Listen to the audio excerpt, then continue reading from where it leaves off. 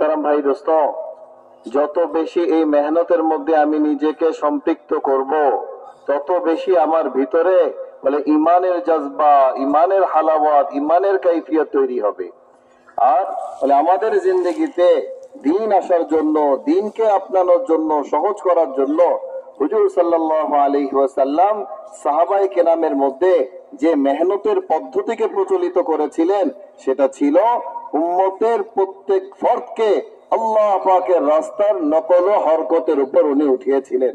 সাহাবায়ে কেরাম রাদিয়াল্লাহু তাআলা আনহুম আজমাইন, ওনাদের যে মজমা, শতভাগ মজমাকে উনি আল্লাহ পাকের রাস্তায় বের হওয়া, আল্লাহ পাকের রাস্তায় নিজের জান এবং মাল লাগানো, এই নকল হরকতের উপর সাহাবায়ে কেরামকে উঠিয়েছিলেন, যার বদৌলতে সাহাবায়ে কেরামের জিন্দেগি ঈমানওয়ালা জিন্দেগি হয়েছে।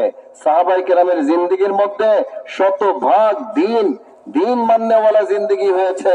সাহাবায়ে কেরাম দিনকে সামনে রেখে ওনাদের জিন্দেগি পরিচালনা করা সহজ হয়ে গেছে।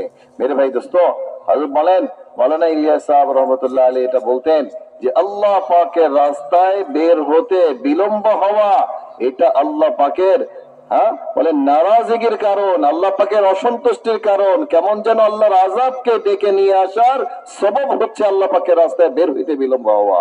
বলে এটা আমরা সিরাতের মধ্যে ঘটনা দ্বারা আমরা বুঝি যে কাব ইবনে মালিক রাদিয়াল্লাহু তাআলা আনহু, যিনি সব সফরে আল্লাহ পাকের রাস্তায় যেতেন, আল্লাহ পাকের রাস্তায় সফরে থাকতেন।